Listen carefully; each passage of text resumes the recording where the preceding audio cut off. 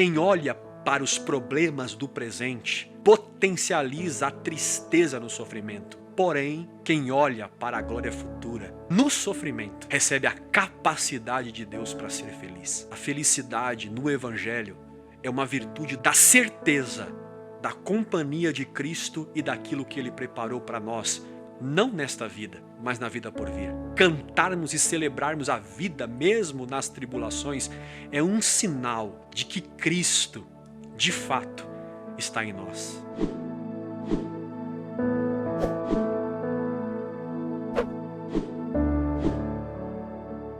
Bom, gente, nós estamos hoje no segundo dia da nossa série Os Últimos Passos de Jesus. E nós estamos conversando desde a semana passada sobre a última ceia de Jesus com seus amigos, a última ceia de Jesus com os seus discípulos. E esta ceia, ela foi tão importante que os 4 evangelhos, tanto Mateus, Marcos, Lucas e João, eles trataram deste tema com muita importância, com muita delicadeza, trazendo diversos conceitos, perspectivas, para que entendamos de fato o que aconteceu naquele dia. Essa ceia foi um dia tão especial que o próprio Jesus, e isso ficou registrado em Lucas no capítulo 22, verso 15, que ele, Jesus, disse para os discípulos que estava ansioso para reuni-los naquele dia, reuni-los para ceiar, para estar junto com eles. Então, eu convido você para que depois, com muita calma, você procure ler este acontecimento da ceia nos 4 evangelhos. Vocês vão perceber e vão ficar surpreendidos com cada detalhe que cada autor traz no seu livro. Então, depois você leia com carinho nos 4 evangelhos, tá bom? Bom, como nós estamos caminhando sobre o acontecimento da última ceia, esta ceia que nós estamos caminhando revela um Jesus sensível, apreensivo, um Jesus reflexivo, mas também um Jesus amável, um Jesus que demonstra para os discípulos e para aqueles que estavam ali com ele um momento de felicidade. E o que nos inquieta nessa história é que, mesmo próximo do inevitável, mesmo próximo de ser traído por um de seus discípulos, e mesmo próximo da sua morte, ele estava sentado com amigos, celebrando a ceia. Isso nos ensina muita coisa. Nós aprendemos muitas verdades com este ato de Jesus. Por isso que eu não estou tratando desde a semana passada. Se você não assistiu, procure o nosso último encontro, os últimos passos de Jesus aqui no canal. Porque eu não estou trilhando num caminho do conceito espiritual da ceia. Não, eu quero apenas me deter no comportamento do homem Jesus. Porque, como nós conversamos na semana passada, a vida de Jesus, ela é uma normativa para nós. Ou seja, Jesus é o modelo, o padrão, a referência de como se viver, de como encararmos situações difíceis, inclusive circunstâncias contrárias a nós. Se você já, em algum momento, sei que você já deve ter lido essa história, você deve ter percebido que Jesus, mesmo sabendo do momento difícil que ia enfrentar, ele não dificultou a própria vida, ele não ficou dificultando a história e nem as suas relações. Num momento tão crucial da sua vida, ele não deixou o seu coração endurecer. Ele não permitiu que a alma esfarelasse. Ele não nutriu no seu ser a amargura. Isto é, ele não focou os problemas. Ele preferiu focar a mesa, ele preferiu focar os amigos, ele preferiu jantar com seus companheiros de missão.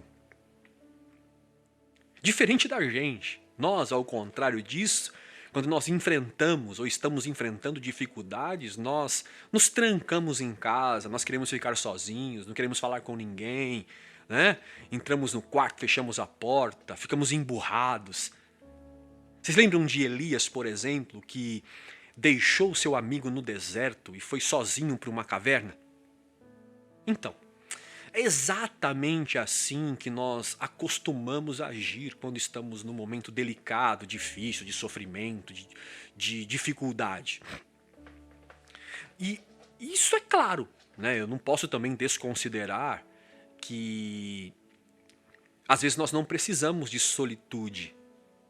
Às vezes a solitude é necessária, às vezes a gente quer ficar um pouco sozinho, tirar um tempo para nós, refletir um pouco, talvez se conectar consigo mesmo.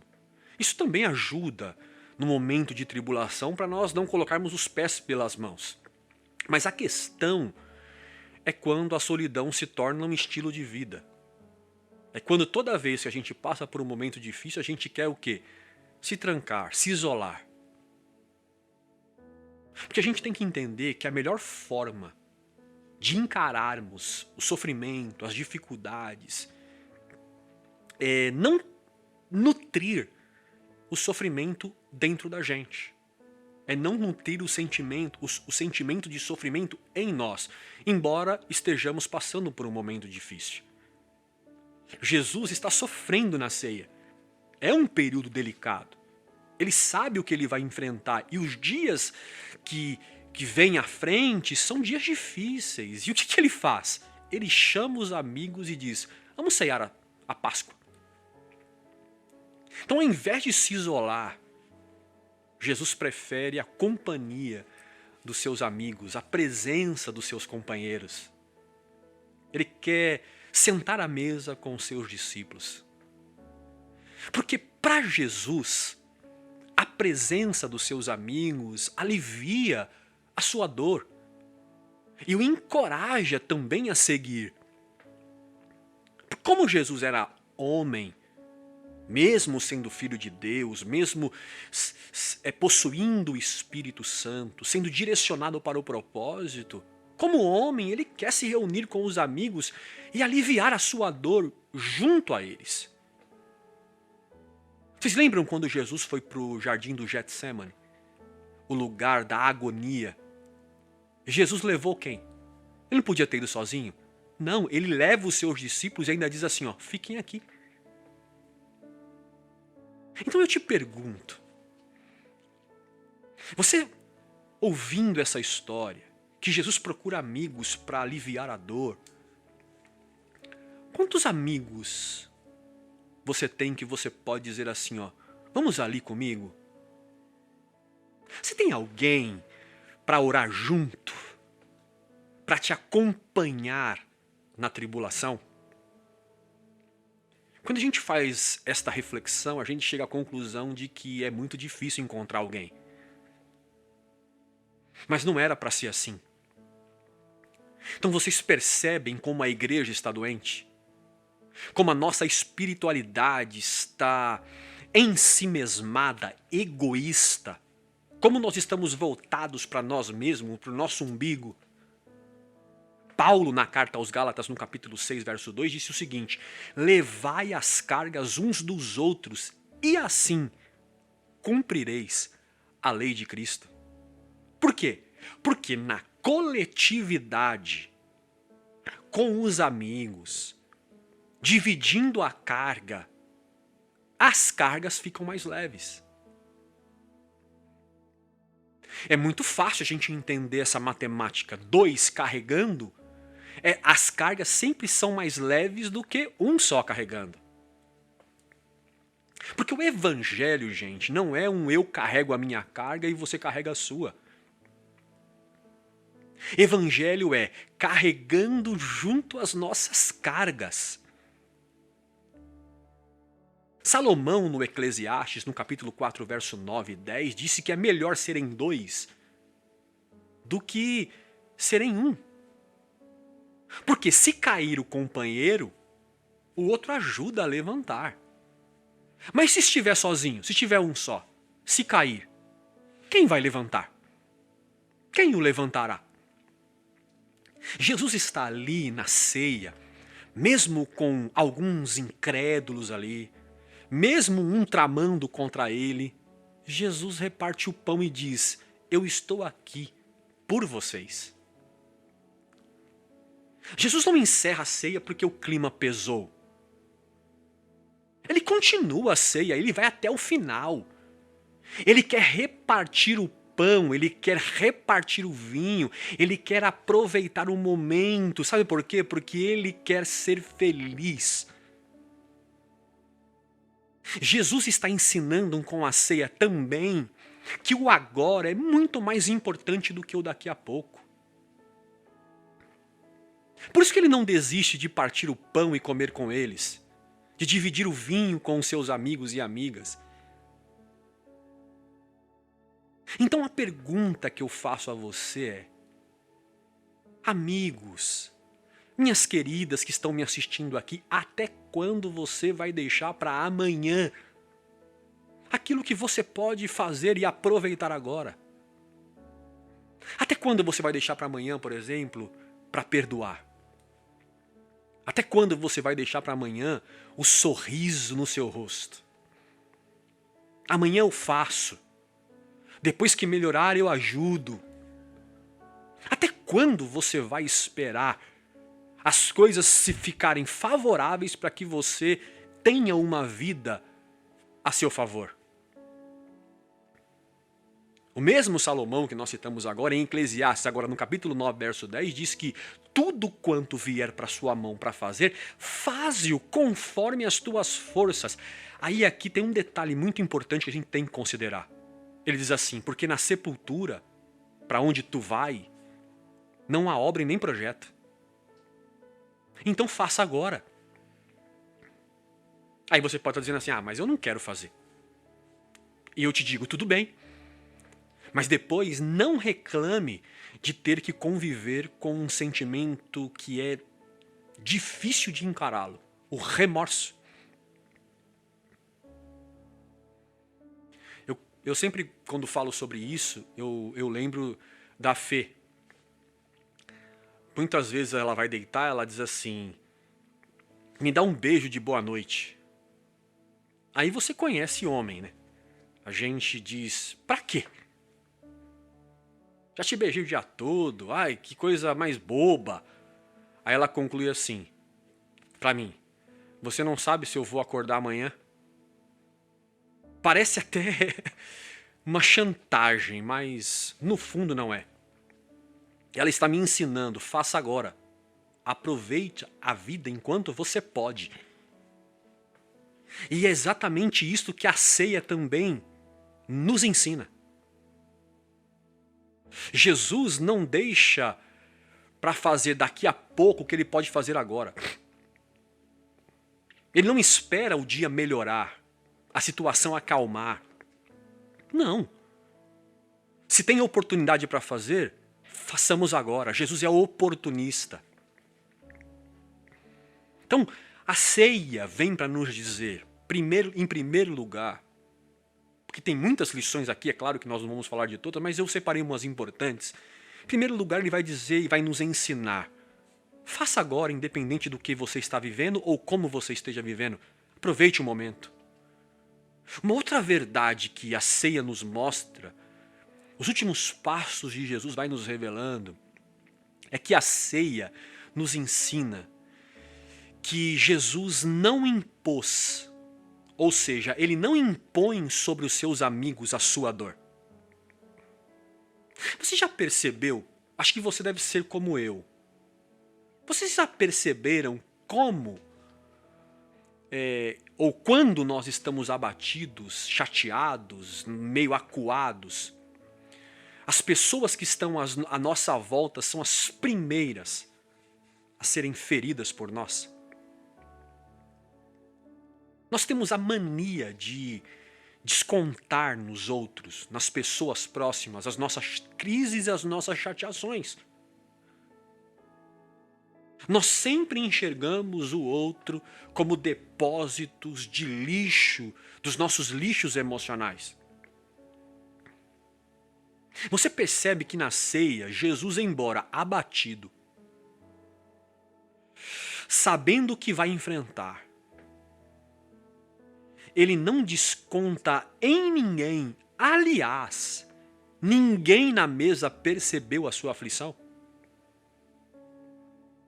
Nós precisamos entender que compartilhar as nossas dores com alguém não é despejar causando dor neste alguém. Todos nós temos o direito de estar tristes, chateados, decepcionados, frustrados, machucados. Sim, nós somos humanos. Então nós, às vezes, nos irritamos e ficamos meio fora de si por tamanha dor que às vezes estamos enfrentando. Não temos esse direito. Nós só não temos o direito de estragar o jantar e a vida de ninguém. Quantas vezes nós estragamos um café da tarde, um almoço, um jantar? As pessoas não tinham nem culpa, mas nós, por nossas chateações, queremos impor nos outros aquilo que nós estamos vivendo. Por vezes, chateados, falamos sem pensar, ferimos com palavras, somos mal educados. Aliás, nós temos que sempre lembrar daquela máxima: quem fala o que quer tem que estar disposto a ouvir o que não quer. Então, essa é uma verdade que nós temos que encarar. Eu espero que você esteja entendendo por quais caminhos nós vamos trilhar nesta série. Tem gente ainda que acha que se ela está triste, todo mundo tem que ficar também. Tem gente que não tem nada a ver com o nosso momento difícil. Tem gente que não tem nada a ver com o nosso angu. E a gente vai lá e despeja todo o nosso descontrole nas pessoas. Há quem diga aqueles que convivem conosco. Jesus está inquieto porque ele sabe o que vai enfrentar. Porém, ele senta numa mesa, ele conversa, ele come com seus amigos, ele admoesta, ele age com ternura. Porque para Jesus, o outro, seus amigos, não podem ser depósitos das nossas crises, sejam elas emocionais, circunstanciais, enfim. Então, meus amigos, quando vocês não estiverem bem, quando vocês estiverem passando por um momento difícil, delicado, quando vocês perceberem que vocês não estão legal, sigam a recomendação de Pedro em sua primeira carta no capítulo 5, verso 7. Quando ele nos diz assim, lançando sobre ele, Deus, Cristo, toda a nossa ansiedade, porque ele tem cuidado de vós. Foi exatamente isso que Jesus fez. No livro de Mateus, no capítulo 26, os versos 36 a seguir, se não me falha a memória, Jesus diz para os seus discípulos assim, a minha alma está cheia de tristeza, até a morte. Olha a situação do coração de Jesus. E ele diz assim, fiquem aqui e velai comigo. O que Jesus foi fazer no Getsemane? Falar com o Pai. Não adiantava falar para os discípulos, despejar nos discípulos a tristeza, a angústia da sua alma. O que ele fez? Ele foi falar com o Pai. Ele compartilha a dor com seus amigos, mas ele despeja no Pai. Por isso que eu sempre digo isso, com os amigos a gente sempre tem que compartilhar a nossa dor. Claro, nós temos que dizer dividir as nossas cargas uns com os outros, como nós acabamos de ler aqui também. Mas é só em Deus que nós vamos depositar as nossas cargas. Sabe por quê? Porque no fim, lá no fundo da nossa alma, do nosso coração, só Deus é que pode consolar a nossa vida, o nosso coração no dia mau.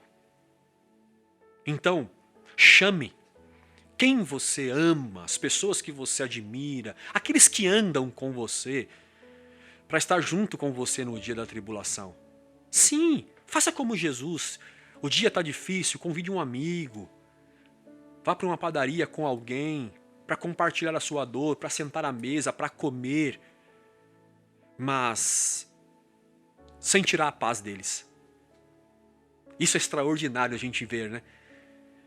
Conversar e dizer para os nossos amigos que nós estamos sentindo, compartilhar as nossas tribulações sem atribular os nossos irmãos. Ao contrário, compartilhando as nossas tribulações, nós compartilhamos ela com paz no coração. Porque é isso que nós vemos aqui no final da ceia. Nós aprendemos uma outra verdade. Que Jesus, mesmo diante da luta, e eu quero que você ouça com carinho o que eu vou dizer, mesmo diante da luta, Jesus preferiu, resolveu viver em paz. Isso aqui é extraordinário. Tem alguém aqui hoje, nos assistindo, que não tem luta? Tem alguém aqui hoje que não tem batalhas, que a vida é suave, que não vive dias difíceis? Tem alguém aqui? Se tiver, você é de outro mundo, porque não é possível. Você é um extraterrestre. Porque como nós já conversamos aqui, as lutas e as tribulações são inevitáveis nessa vida. Lembra da semana passada? No mundo tereis aflições, Jesus disse. Então não adianta, é inevitável o dia do sofrimento. Então viver em paz é o melhor caminho para ser feliz consigo mesmo e com os outros. Charlie Brown Jr. já cantava, né? Lembra? O homem, quando está em paz, não quer guerra com ninguém. Por que você está dizendo isso, Helder? Porque a ceia terminou. Jesus e seus discípulos se levantam da mesa. Para ir para onde? Para o Monte das Oliveiras. Para o Getsemane.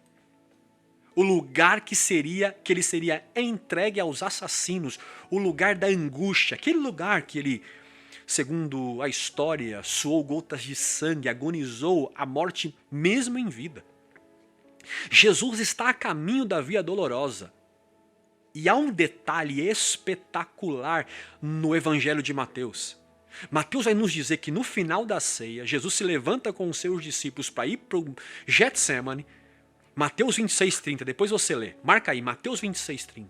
Diz assim: e depois de terem cantado um hino, foram para o Getsemane. Gente do céu. Pensa comigo o que nós acabamos de citar aqui. Pensa comigo neste detalhe. Depois de tudo o que aconteceu naquele jantar, o traidor se levanta para ir traí-lo. Alguns estão incrédulos na mesa. Caminhando para o sofrimento agora. E nos vem um detalhe deste. Cantaram? Como assim? Vocês lembram o que diz Tiago no capítulo 5, verso 13 da sua carta? Quando ele recomendou assim, ó, quem está sofrendo, que ore. E quem está feliz, cante louvores. Jesus canta no sofrimento, junto com seus discípulos. O que isso quer nos mostrar é que Jesus canta. Não é porque ele está feliz. Jesus canta porque ele é feliz.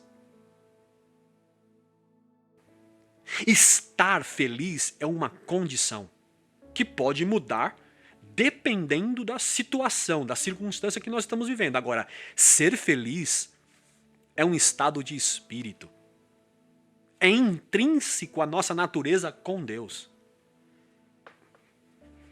Este estado de felicidade não é uma questão de lógica. Eu decidi. Não é uma questão meramente humana. Não. Nós somos bem-aventurados e felizes porque o Espírito de Deus está em nós. E esta felicidade, ela também é fruto porque estamos vivendo com Deus e também cumprindo o seu propósito. Jesus canta Porque Jesus está ali cumprindo o propósito do seu Pai. É por isso que Jesus canta um hino. Na contramão desse sistema do mundo, do sistema que nós vivemos, que limita a felicidade humana, as circunstâncias e as certezas dessa vida, não. Jesus não é feliz porque as circunstâncias são favoráveis. Jesus é feliz porque a sua alegria é fruto de uma consciência de uma glória futura.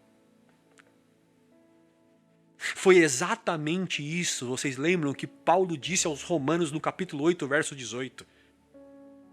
Paulo disse assim, ó, as aflições deste tempo presente não se podem comparar com a glória que em nós há de ser revelada. Que extraordinário isso.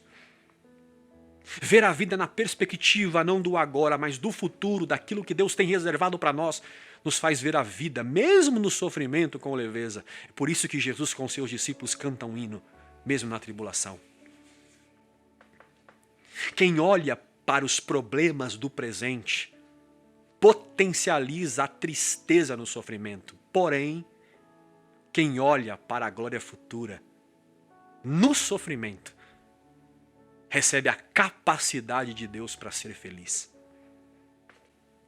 É por isso que tem tanta gente infeliz, mesmo vivendo num paraíso. Porque a felicidade ela não está no paraíso, ou seja, não está num lugar, não está numa coisa. A felicidade no Evangelho é uma virtude do coração da certeza da companhia de Cristo e daquilo que Ele preparou para nós, não nesta vida, mas na vida por vir. Muitos irmãos ainda estão buscando por uma terra prometida, por um lugar geográfico que mana leite e mel, como os nossos irmãos antigos. Mas não.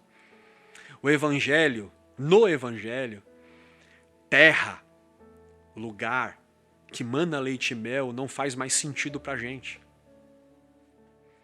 Porque agora nós buscamos um coração que emana leite e mel. Por isso que a paz, ter paz, segundo Paulo, por exemplo, na sua carta aos Gálatas, no capítulo 5, verso 22, Paulo vai dizer que a paz é um fruto do Espírito. Isto é, não é natural, não está nas coisas ou circunstâncias. Paz é um fruto produzido pelo Espírito Santo no nosso interior. Jesus vai para o Gólgota, via dolorosa, mas se levanta da ceia e canta um hino. Talvez hoje sua garganta esteja entalada e você não consiga mesmo cantar.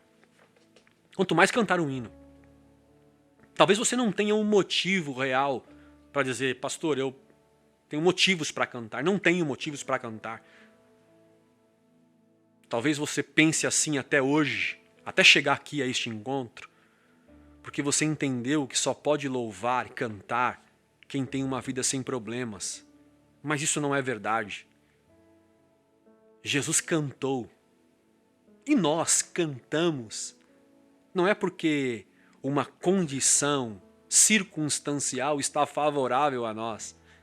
Nós cantamos porque esta é a condição do nosso coração. Por isso que sentar à mesa, reunir com aqueles que nós amamos, cantarmos e celebrarmos a vida mesmo nas tribulações, é um sinal de que Cristo, de fato, está em nós. Por isso cremos que naquilo que o profeta Isaías disse em seu livro, no capítulo 9, verso 6. Ele disse assim, ó, claro que é uma palavra profética se referindo a Cristo. Ele é o príncipe da paz. Jesus disse isso aos seus discípulos em João capítulo 14, verso 27. Deixo-vos a paz. A minha paz vos dou e não dou a vocês como o mundo dá. Então não se turbem o coração e nem se atemorize. Então eu oro hoje para que o Pai te dê paz. e a paz de Cristo no interior do seu coração. Eu oro para que você receba hoje a felicidade. E esta felicidade que vem de Deus para sua alma. Por isso eu digo hoje, Shalom Adonai, que a paz do Senhor conduza você, conduza a mim, nos conduza na plenitude da sua graça.